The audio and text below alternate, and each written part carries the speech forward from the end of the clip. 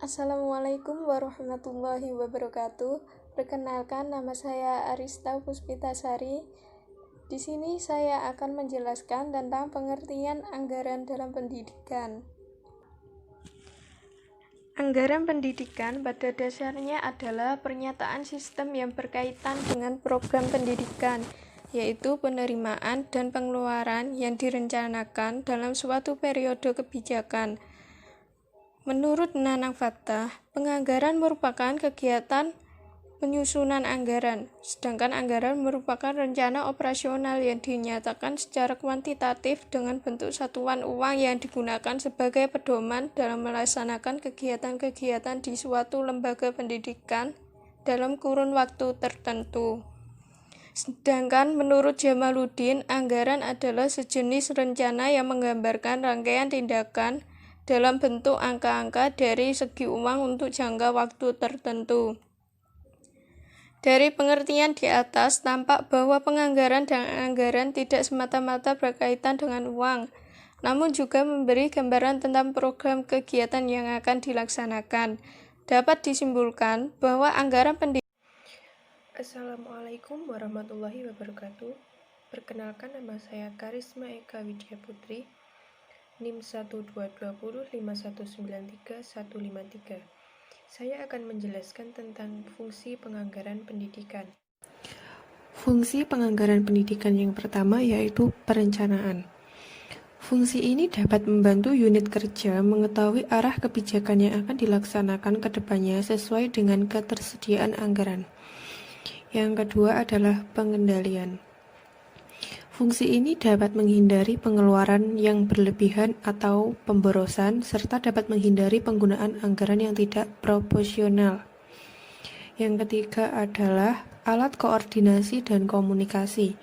Dokumen anggaran yang komprehensif bisa mendeteksi dan mengkoordinir tugas apa saja yang harus dijalankan oleh unit-unit kerja atau bagian-bagian lainnya.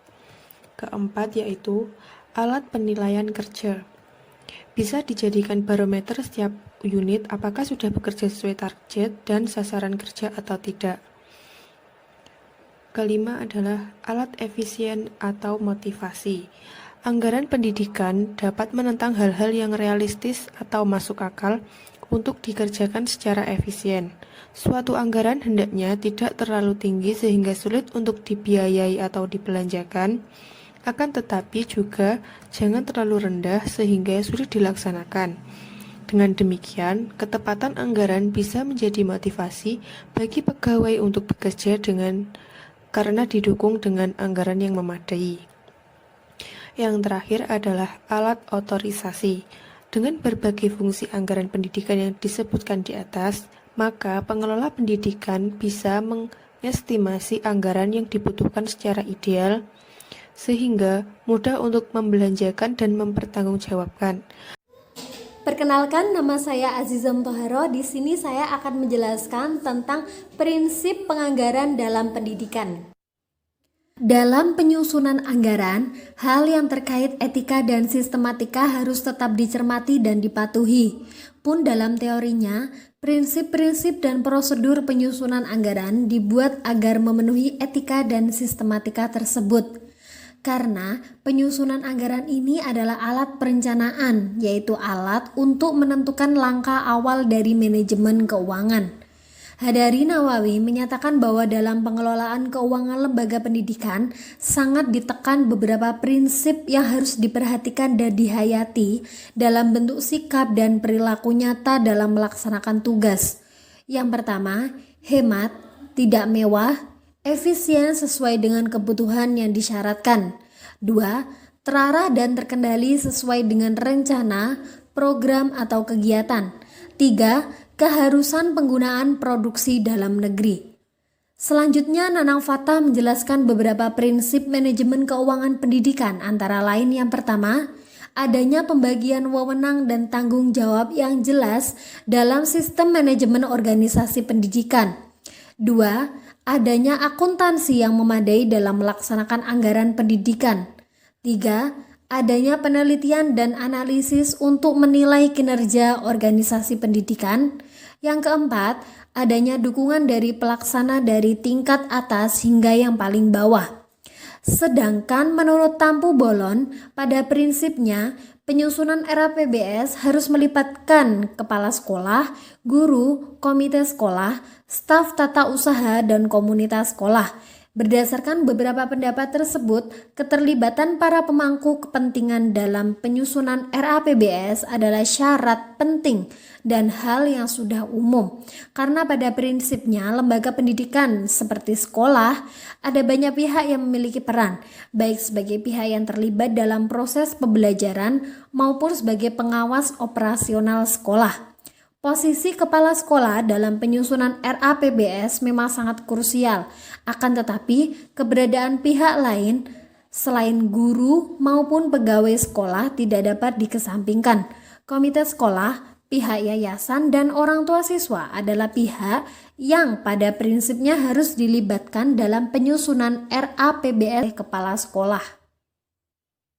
Dalam penyusunan Baik, untuk materi selanjutnya yang keempat yaitu tentang prosedur penyusunan anggaran.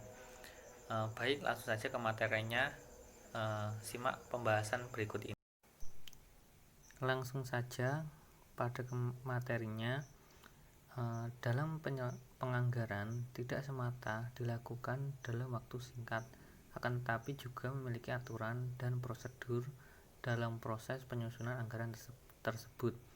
Sebelum masuk pada pembahasan prosedur penyusunan anggaran, kami akan memaparkan sedikit tentang apa itu prosedur penyusunan dan anggaran. Untuk yang pertama, prosedur. Prosedur merupakan suatu proses atau langkah-langkah ataupun tahapan dari serangkaian kegiatan yang saling berhubungan satu dengan yang lainnya. Prosedur juga biasanya melibatkan beberapa orang dalam satu departemen di dalam kegiatan dan sebagainya. Untuk selanjutnya, anggaran. Anggaran merupakan alat akunting yang dapat membantu pimpinan perusahaan ataupun organisasi maupun perorangan dalam merencanakan pengendalian operasi dalam suatu kegiatan. Untuk selanjutnya, penyusunan. Penyusunan merupakan suatu kegiatan atau memproses data atau mengumpulkan data yang dilakukan oleh organisasi maupun perorangan secara baik dan teratur. Setelah mengetahui pengertian dari prosedur penyusunan dan anggaran, selanjutnya kami akan menjelaskan tentang penyusunan anggaran memiliki beberapa metode sebagai berikut. Untuk yang pertama, menurut Harahap. Untuk yang pertama, otoriter atau top down. Dalam metode ini, anggaran disusun dan ditetapkan sendiri oleh pimpinan dan anggaran ini dilaksanakan oleh bawahan tanpa adanya keterlibatan bawahan dan penyusunannya. Metode ini ada baiknya digunakan bila karyawan tidak mampu menyusun anggaran atau dianggap terlalu lama dan tidak tepat jika diserahkan kepada bawahannya. Hal ini bisa terjadi karena perusahaan dan karyawannya tidak memiliki cukup keahlian untuk menyusun anggaran. Atasan bisa saja menggunakan jasa konsultan dan atau tim khusus untuk melaksanakannya. Yang kedua, demokrasi atau bottom up. Dalam metode ini, anggaran disusun berdasarkan hasil keputusan karyawan. Anggaran disusun mulai dari bawahan sampai atasan, di mana diserahkan sepenuhnya menyusun anggaran yang ditargetkan pada masa yang akan datang. Metode ini digunakan jika karyawan sudah memiliki kemampuan dalam menyusun anggaran dan tidak dikhawatirkan akan menimbulkan proses yang lama ataupun berlarut. Selanjutnya, campuran atau top down dan bottom up. Metode terakhir ini merupakan metode campuran dari kedua metode di atas, yaitu otoriter dan demokrasi. Selanjutnya, setelah mengetahui metodenya, masuk pada pembahasan proses ataupun langkah-langkah penyusunan anggaran sebagai berikut. Pertama, penentuan pedoman perencanaan. Penentuan pedoman perencanaan yaitu tahap yang menentukan anggaran yang akan dibuat pada tahun yang akan datang. Anggaran disiapkan beberapa bulan sebelum tahun anggaran sebelumnya dimulai. Dengan demikian, anggaran yang dibuat dapat digunakan pada awal tahun anggaran.